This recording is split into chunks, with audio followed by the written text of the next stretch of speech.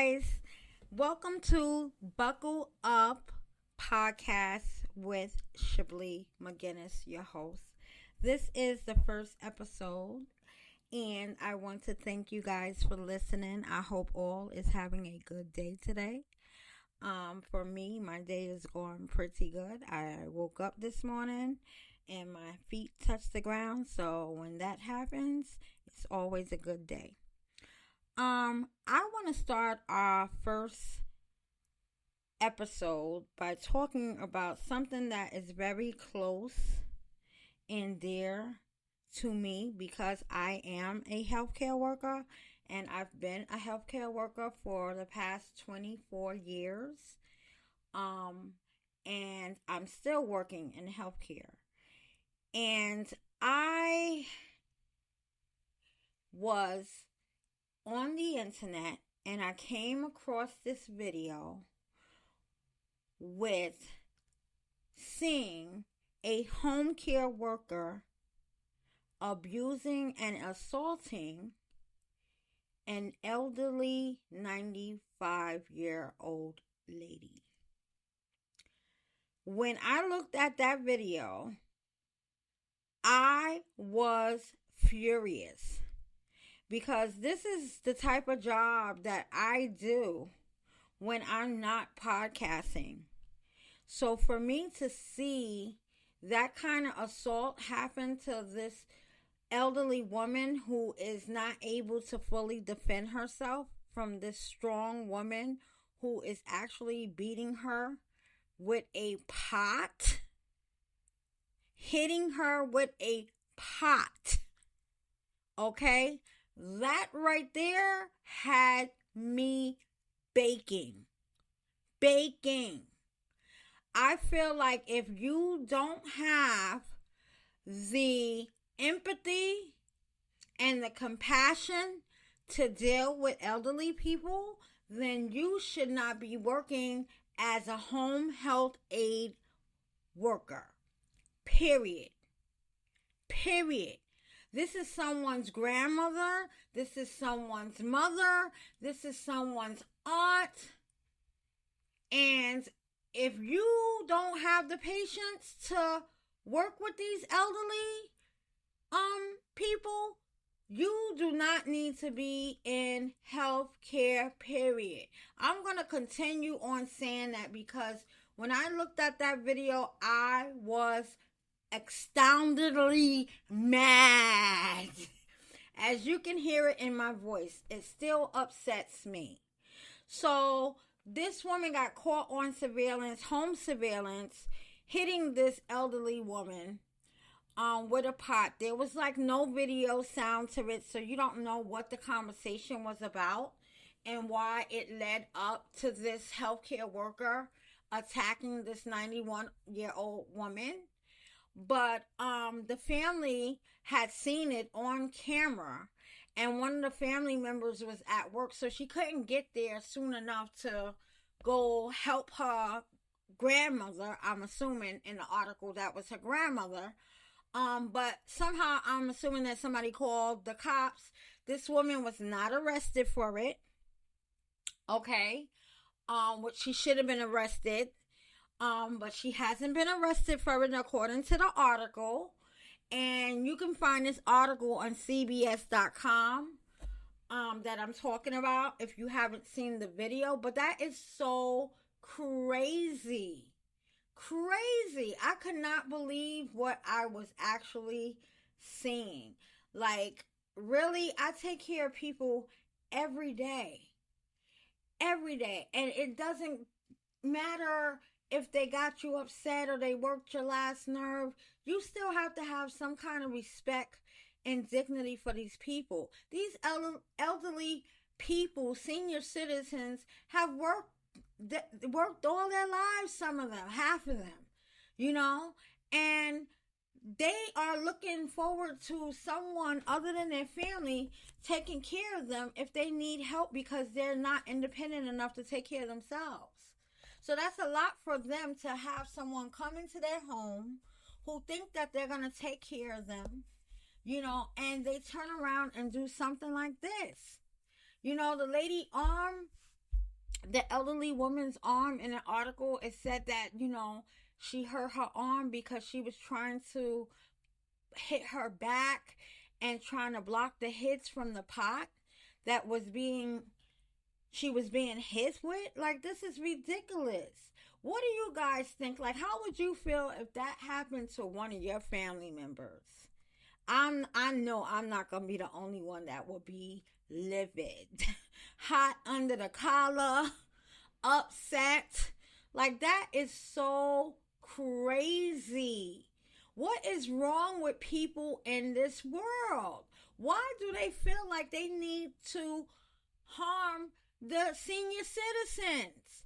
The seniors, they done paid their dues to society. When you come into these people's homes, they're skeptical, number one, because you're a stranger.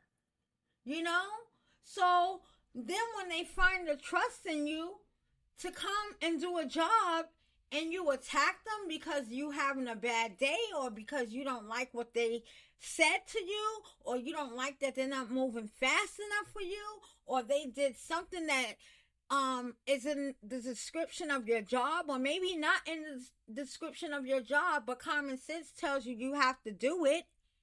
Like, I wasn't there, I don't know, but I'm just trying to figure out, like, what is the scenario that this woman would actually put her hands on a 95-year-old woman. It's crazy to me. Crazy to me. I don't know what's wrong with people. I really, really don't. I wish I wish I can go into that woman's mind and see, like, what was you thinking, honey? Like, I hope that you don't ever get a job in healthcare. Nowhere. I wouldn't even trust you with my damn dog after seeing that video. That is so crazy to me. But other than that article that just really had me going, oh my God, that was crazy. We're going to talk about this election with Trump, and Harris, Vice President Kamala Harris. I was looking at a video with Trump at one of his rallies, and I didn't like the fact that he called Kamala Harris a bum. Like, really? She is more credible than you. She's more qualified than you. And I don't know what these Trump supporters see in their candidate that they want to vote for, because he did nothing but terrible things in the 4 years that he had a term as presidency. He was a horrible president. And I don't understand why these Trump supporters don't see the corruption, don't see the lies, don't see the narcissistic attitude he has, the disrespectfulness that he has when it comes down to women. Like, I would like to get into their minds and be like, why would you want him to represent you? Again. No, we have to vote. We have to vote to save our democracy. Because our democracy right now is at stake. And we need somebody that is going to have the people's interests of this country to continue to run this country. Because if we have this man in it, it's going to be so chaotic. He's trying to get that Project 2025 going. And if you don't know what that Project 25 is, I suggest you guys do your research. Go do a Google search on it and read up on the things that they are trying to implement once he becomes president. It's like we're going backward in time if this man gets elected into office. Seriously. I can't even fathom him getting into office. I really can't. I just pray that, people get out and vote and they vote for democracy so that we can move forward in this country and have this country be together, because this country is so divided. It is so divided. And with that man being in office, it's going to be even more divided. You know, even more divided. So, you guys got to get out. You got to vote. Vote, vote, vote. Especially you younger ones. I understand. We don't know who to vote for because Biden dropped out. Okay, listen, do your research. Do your research on both candidates and see which one do you want to run this country. Because it's a lot of things at stake.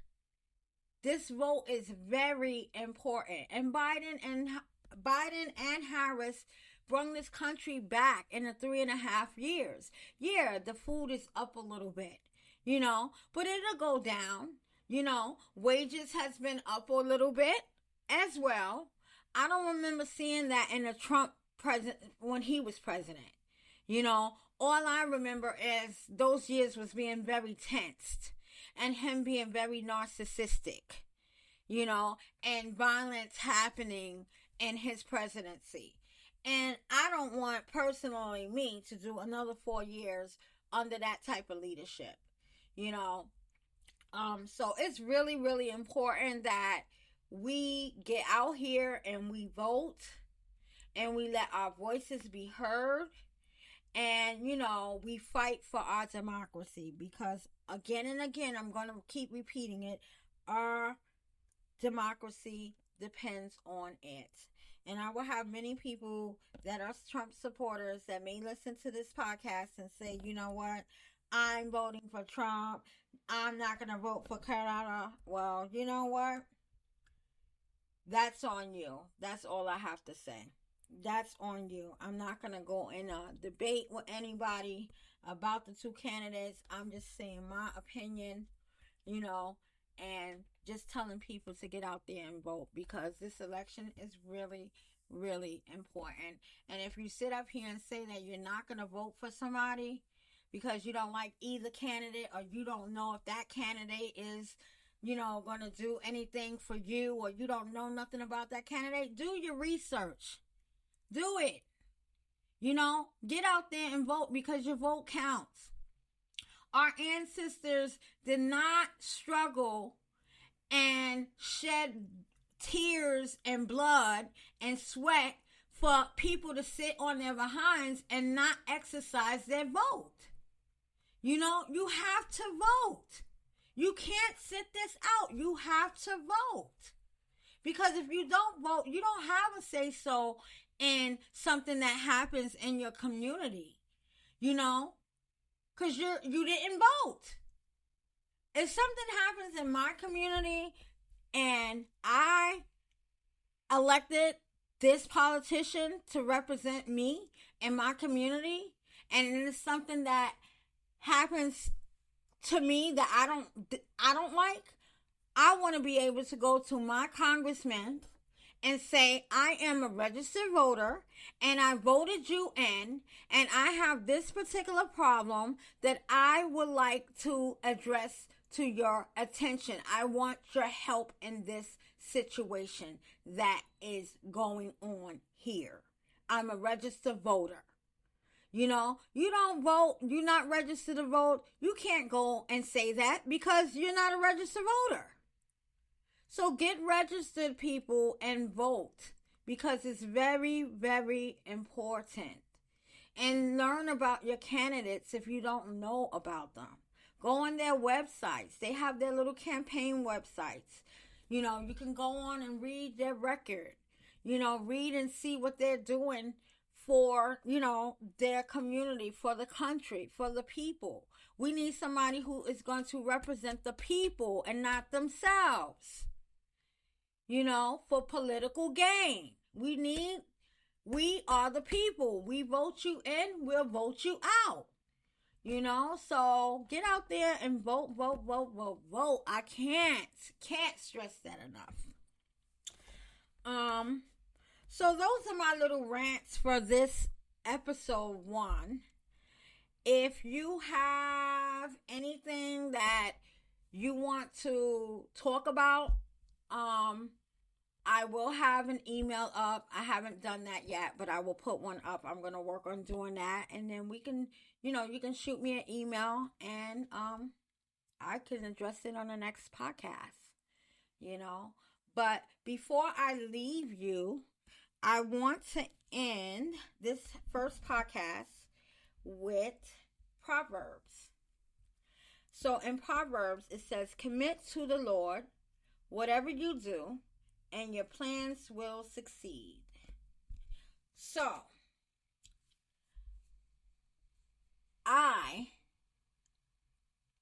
believe that the Lord is saying that whatever you do, you have to be committed to the Lord.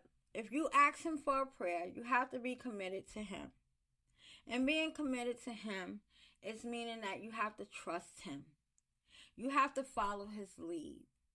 And once you have that trust and you follow His lead, He will plan your steps accordingly.